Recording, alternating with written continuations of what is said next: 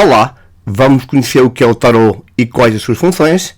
Então, segue-me!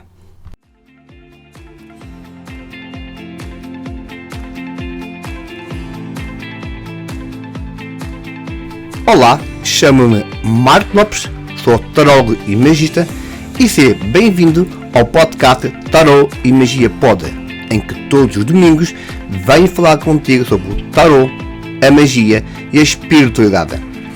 Relaxa, ouve com atenção e vem seguir para uma viagem de autoconhecimento. Se quiseres e se tiver sentido, pode-me enviar sugestões ou dicas do que gostarias de ouvir aqui no Tarot e Magia Pod para o e-mail aluzdoermita@gmail.com.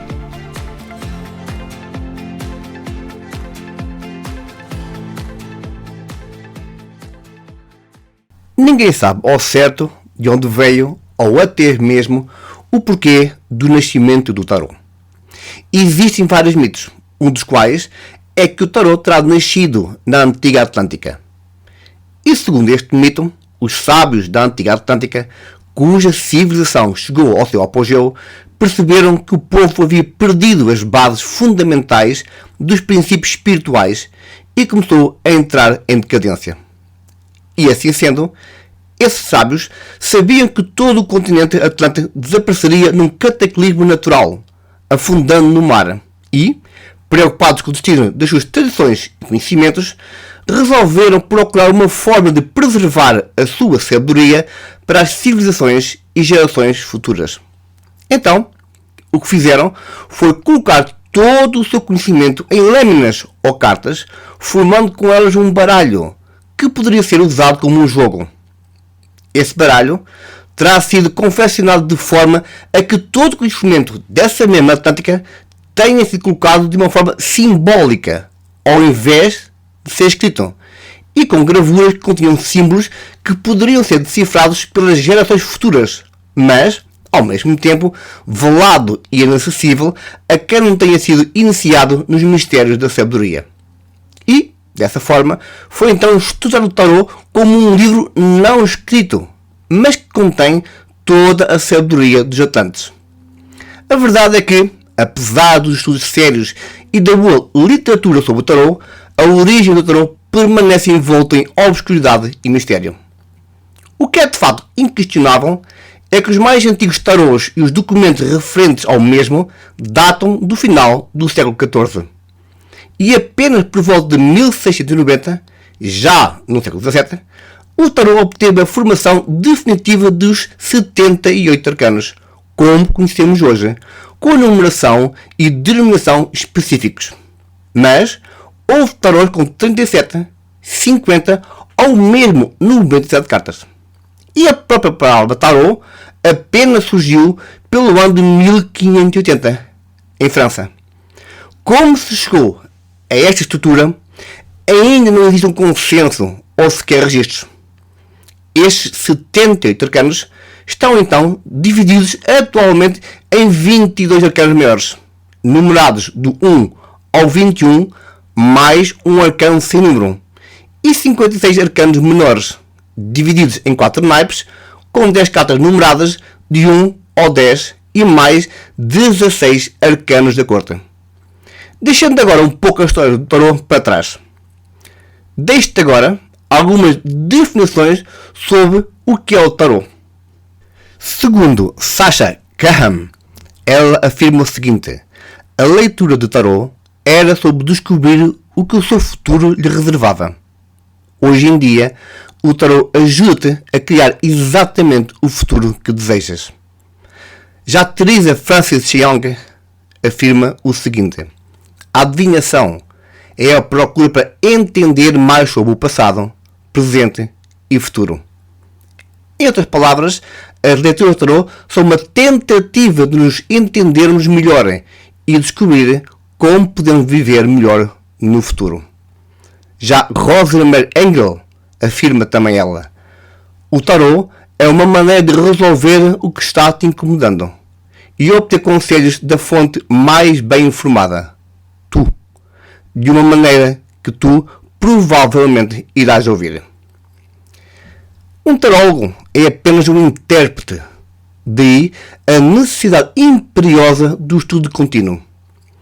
O que é fato e inquestionável é que, quanto maior o estudo sério e a prática efetiva do mesmo, melhor o tarô se expressa. Em relação ao estudo, uma vida inteira não chegará para se ter o conhecimento total desta arte. Existe demasiado para aprender. E não existe um espírito que nos diga o que dizer na hora da consulta ao consulente. Existe, isso sim, um estudo, um conhecimento e uma prática. E não chega apenas e tão só conhecer o significado dos 78 arcanos e alguns métodos ou tiragens. Não, nada disso. Está completamente fora de questão. Porque o tarô é vida. E nos 78 arcanos do tarô está a própria existência humana a todos os níveis. E assim sendo, quanto maior o nosso repertório vivencial, emocional, humano, quanto melhor conhecermos o mesmo, mais e melhor o tarô comunica connosco. Precisamos do estudo do mundo, do outro, e ter uma boa base de psicologia, filosofia, de todas as áreas que falem do ser humano. Pois acontece que o tarô fala sobre a vida humana. Fala das alegrias, das instabilidades, das surpresas positivas, do sofrimento, do amor. Mas acredita, ainda não chega só para se ler o tarô de uma forma efetiva para o outro. Temos também de ser éticos, ou seja, saber quais os nossos limites, ter empatia e ter absoluta confidencialidade para com o outro.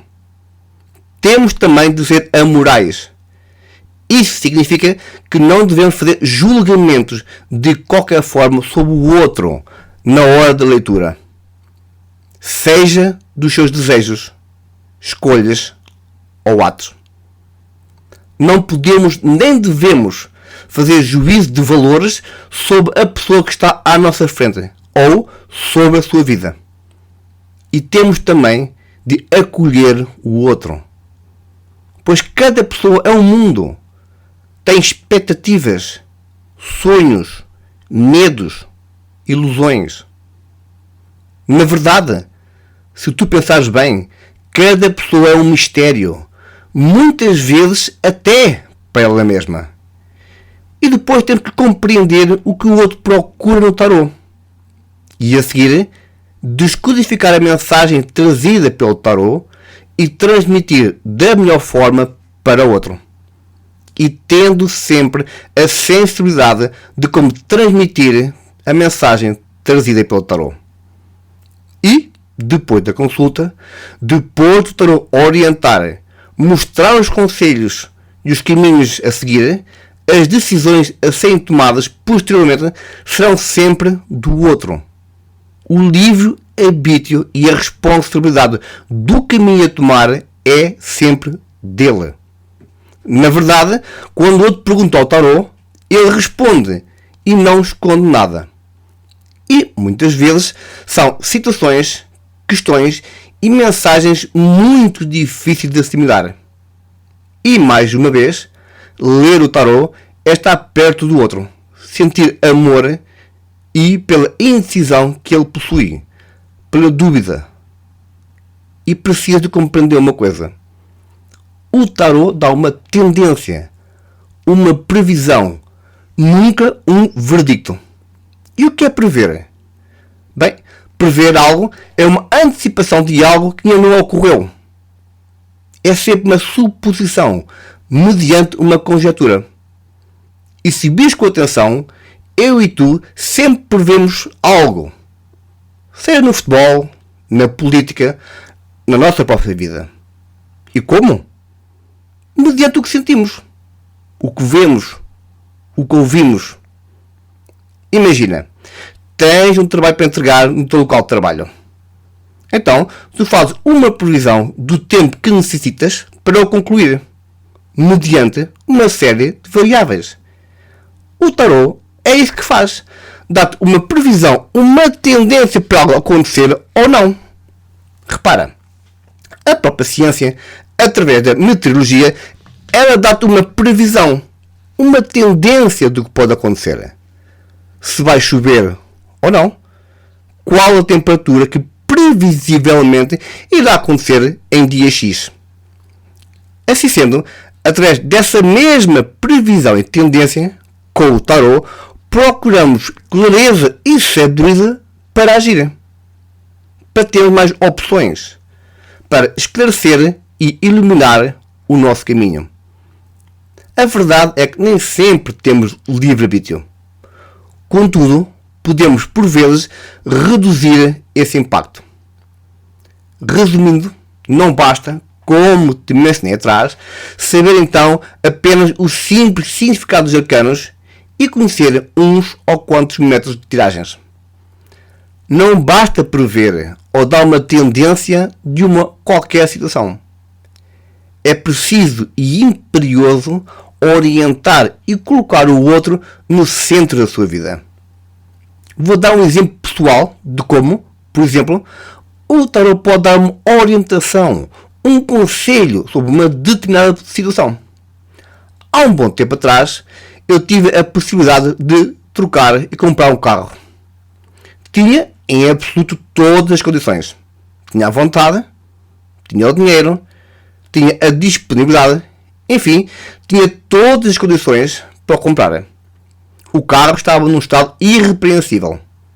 O preço estava também ele muito equilibrado, muito justo. Mas como era para mim uma quantia apreciável, decidi pedir um conselho ao tarot. E assim sendo, fiz um lançamento e o tarot aconselhou-me a analisar e a refletir com muito cuidado toda a situação, para não avançar e para eu aguardar. Devo confessar que fiquei a pensar na resposta que o tarot me deu.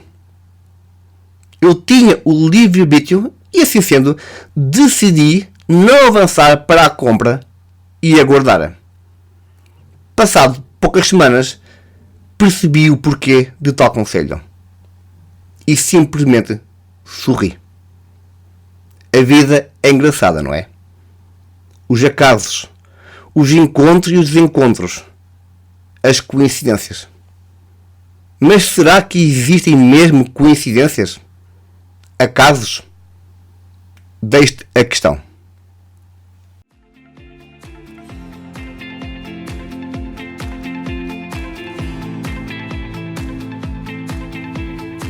Espero que tenhas gostado do Tarot e Magia Pod de hoje.